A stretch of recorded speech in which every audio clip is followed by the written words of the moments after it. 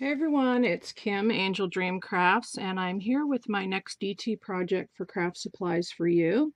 And before I show you my project, I wanted to remind you that Craft Supplies for You has probably some of the most amazing rhinestone bling pieces ever in the store. And this is just one of the pieces. Now, I haven't used this on my project today, but I really wanted to show it to you because it's just so sparkly and so gorgeous. And I think that the blue velvet behind it really shows this piece off. That is one solid piece, and you get the piece like that. And you're not going to find prices for pieces like this any more inexpensive than you are in Julie's store. And as you can see on the back, you can actually sew this piece to your project. It's got the eyes on the back that you can sew it, so you do not have to glue this piece. It's meant probably for something really amazing and special, so I will be using it on a future project, but I really just wanted to show you. Look at the sparkle on that. It's just amazing. I wanted to show that to you, and I have a reason for showing these to you, and I will share that with you in a second. And then this is another piece that Julie's got in her store, and it's a rhinestone belt. And it's incredibly long. I don't know, it's like 16 inches maybe. And it's got this beautiful piece on the front here, and then the little loop, and it's a double row of rhinestones, as you can see. And of course it goes all the way to the other side, and then at the end it's got this beautiful piece to finish it off. So it's just an absolutely gorgeous piece. Now you can cut this with wire cutters or your Tim Holtz snips. You can cut this belt down to make it a bit smaller, and then you'd have all this rhinestone. You can even, I think, cut these two. Yeah, you should be able to. That should just come apart. So you'd actually have 2 rows of rhinestones as well. But I know some of my other teammates have used this on projects, but Julie's still got some in stock. So please do go over, and she's also got smaller pieces of bling too, which I'm going to show you in a second. But I wanted to just remind you of some of the bling that she's got. So let me get to my project, and the blue velvet is a bit of a hint as to what I'm going to be showing you. So let me share with you my project, and here it is. I actually made a crown this time. I've been wanting to make a crown for a really, really long time, and this was a good chance to do it because, as I mentioned, Julie has the most amazing rhinestone pieces in her store, and you can see on the front of this crown this huge, it's called a bracelet, I think it's listed under in the store, but I used it as a focal piece on my crown. Now, all of the laces that I've used to make the crown are also from Craft Supplies for You, as are the smaller pieces of bling that I will get into in a moment. So basically this crown was made, it started with some very humble beginnings. It came from a cracker box. And that's what the base is made out of. And I made the shape, I just freehanded it, and then I lined the inside of the crown with some script paper from Prima. And then once I had done that, I took some gold fabric, it's like a golden cream color, that I had in my stash, and I went over the front of the crown with the fabric. Once that was finished, I started adding my laces, and the first lace that I added was this absolutely gorgeous lace that you see here. We call it the picket fence lace, and I've had this one for a while, and I'm not sure if Julie's got it in stock, but I do want to say you can do this technique with any of the laces from Craft Supplies for You. So look at what you have in your stash, or look at what Julie's got in her store that you've got from KS4U, and you can do the same thing that I did. All I did was I glued the lace on. Of course, the lace is a little flimsy. I think I have some right here still. Yep. Here it is. This is the lace that I started off with, and you can see it's very, very soft. It's a gorgeous, beautiful lace with the satin stitching, silk stitching on top. It's really a beautiful trim. And you can see why we call it the picket fence trim too. I've used it on several projects. But when I glued it on, of course, it didn't want to stand up. So what I did was I took my Sparkle Mod Podge, and I will show you that as well for those that don't know. It looks like this. Whoops, looks like this. And this is the sparkle one, and I wanted to use the sparkle one because, of course, it's a crown, so I wanted it to be very blingy and very sparkly. And I put the lace down first, and then I added a second lace underneath it, and I think you might be able to see it here.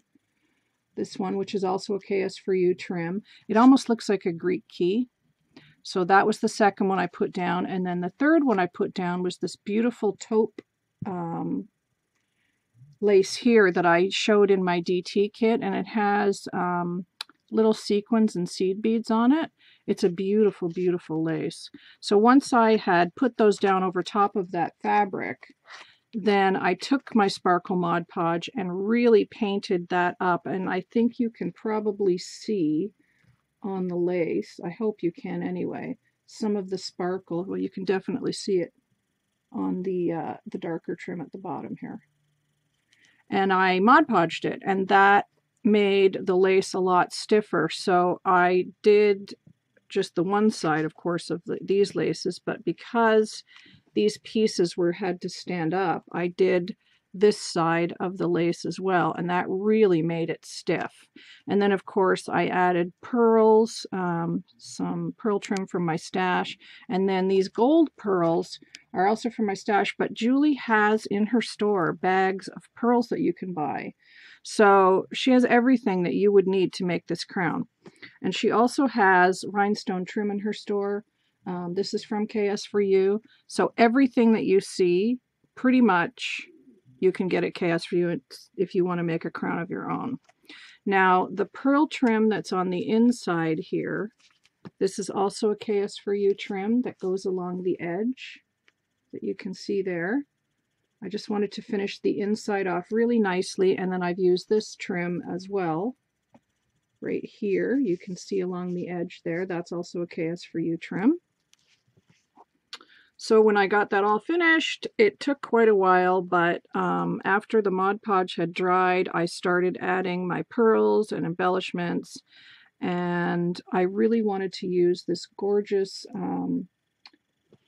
wrist piece here that Julie's got in her store as the focal point. So I put all my gold pearls on, and then I added the wrist piece, and then I added some ribbon, some gold ribbon, because there's, you can tie this wrist piece. It has two loops on the end. So I put some ribbon through it, and I ran this gold ribbon just from my stash on either side of it. And then coming around to the back, I used another piece from Craft Supplies for You, because of course the crown's got to look coming and going, right? So I used this knotted piece from KS4U as well, and then this beautiful pearl and rhinestone piece here you can see. There we go. That's also from Craft Supplies for You. So that is the back of the crown.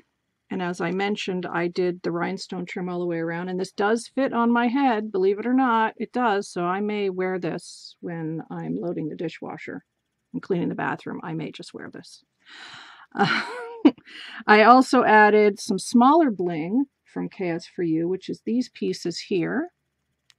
So I've got a couple of those there, and then the small pearl and rhinestone one there from KS4U. And then there's two more of the smaller pieces here and over here, and then a different piece here, all from KS4U. And then these pieces on the side here, I wanted to add a bit more gold because, you know, being a crown, you want it to be very ornate. So I had these small pieces that Olivia had sent me. Hey, Olivia.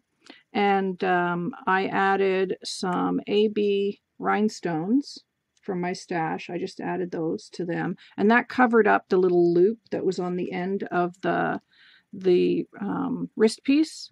So I put one on either side and I added one to the middle to just embellish it. But this is such a beautiful piece. You didn't have to do that, but because I had used gold pearls and stuff, I just wanted to have a bit more gold on it. So I really hope you guys like it. I had so much fun making it, and I was totally inspired by the TV show The Crown and also the show Victoria.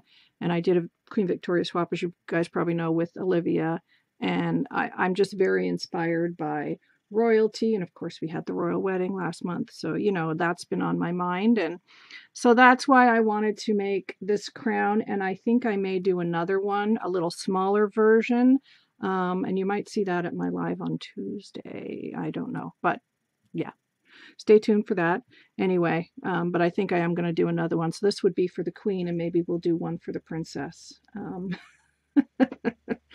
So I really hope that you like it. Let me give you just a close-up of, look at all that bling. I mean, amazing. This piece here is just amazing. It's so beautiful, and I mean, the camera's probably not going to do it justice, but it's so sparkly. So sparkly. I just love it. And there you can see the trims and coming around to the back. And, you know, the lace stood up really, really good after I Mod Podged it. So, you know, definitely if you're looking to make something a little stiffer with your trims, you can Mod Podge it, and it works really, really well. So I really hope you guys like what I did. It was fun, and you will check out all the amazing bling that Julie has in her store. Let me just sit that up there properly so you can see it. There we go. So yeah, I may rock this crown. So let me know what you think, guys. It was fun. And of course, the links for craft supplies for you are in the description box below. So go over and check it out. And I will talk to you guys soon. Take care. Bye for now.